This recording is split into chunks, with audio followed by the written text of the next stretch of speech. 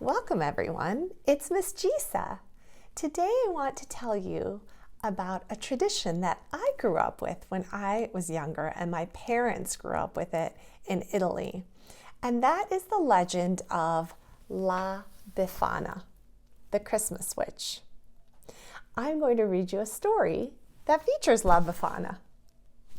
It's called The Christmas Witch, written by Ilse Plume.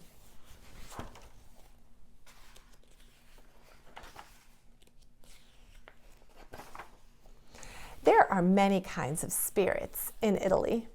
One of the nicest is Befana, the Christmas witch. She is as much a part of the Christmas tradition in Italy as Santa Claus is in America. Like Santa Claus, Befana appears only once a year. She comes 12 days after Christmas during the festival of Epiphany, which celebrates the visit of the 3 wise men to the infant Jesus. Her name, Befana, is derived from the word Epiphania, the Italian name for the religious festival. Long ago, people thought she was an evil old witch. They rang bells of clay and blew glass trumpets to frighten her away. Now they know that she is a kind and gentle spirit, and her gifts are awaited eagerly by all children of Italy.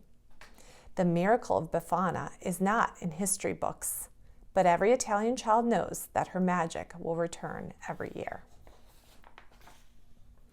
A very long time ago, a woman lived in a small house in the Tuscan hills of Italy. Her name was Befana. Because she could tell fortunes and heal the sick, people thought she had magical powers.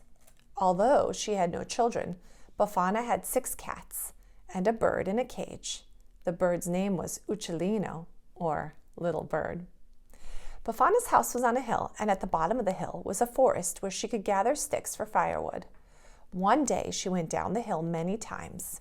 She returned each time with her arms full of sticks, so by sundown she was very tired. But there was still one more bundle of sticks at the bottom of the hill. "I must get it all," said Befana, "or old Giovanni, the woodcutter, will steal it again." Then she stopped at her gate in surprise. She could hear bells.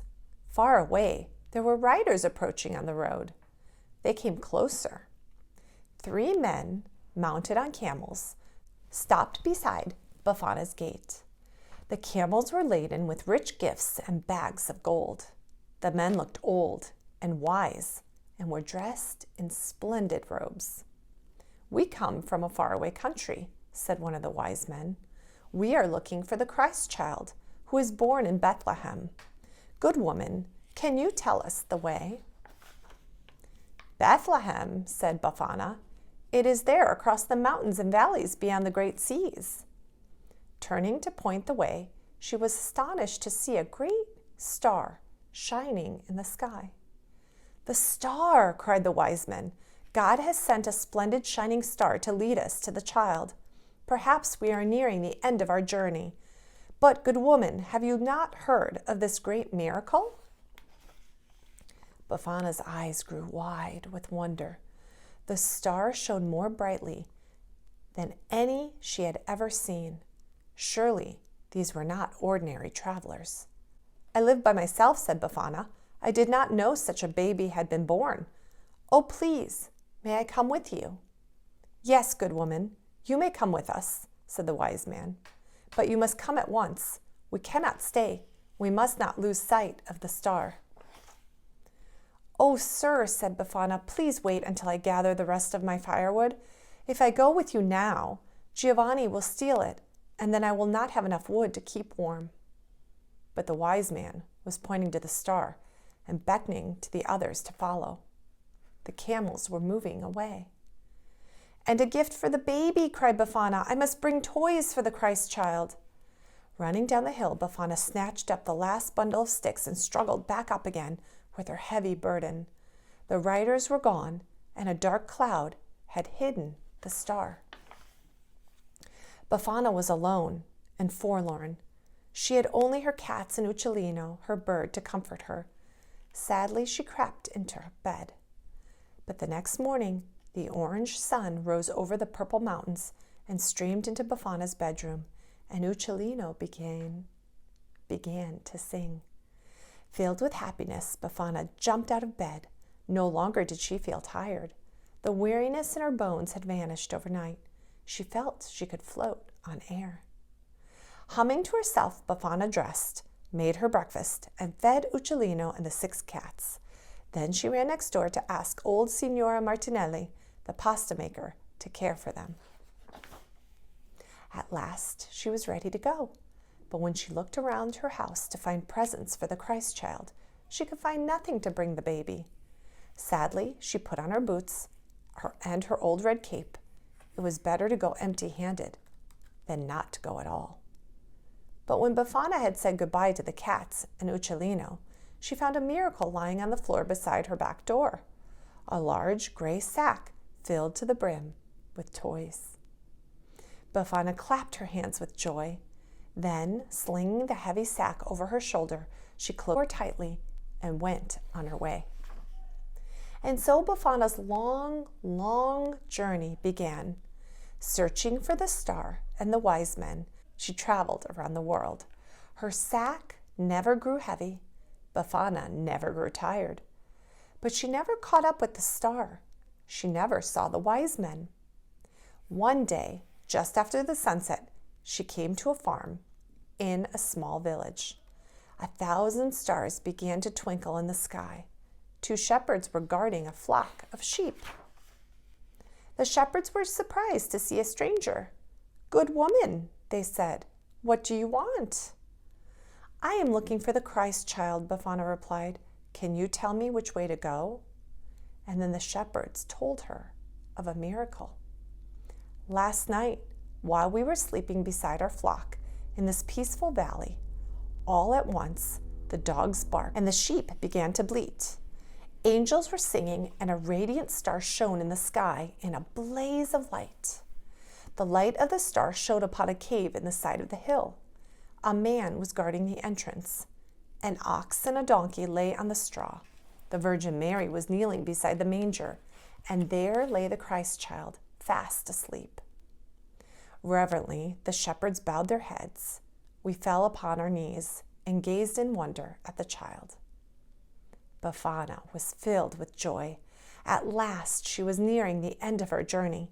Picking up her bag of toys, she thanked the shepherds and said goodbye. Then she ran across the fields until she came to the hill. Poor Befana. The cave was dark. No one was there. So Befana went on with her journey. For years and years she traveled all the roads of the world, but she never caught up with the star. She never found the Christ child. Although Befana was terribly disappointed, she never stopped looking. She went from church to church, hoping to find the baby Jesus asleep in the nativity at the altar. But every time she ran up to the presepio, she saw that the figures were not real. Even the angels hanging overhead were made of plaster.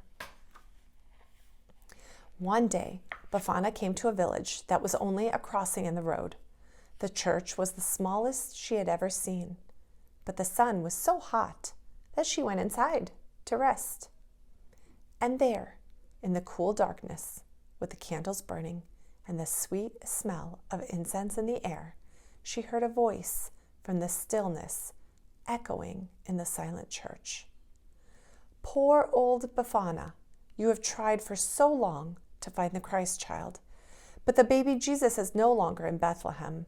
His spirit rests in every child. He lives in all of them. Your place is among the children of the world." The voice stopped speaking.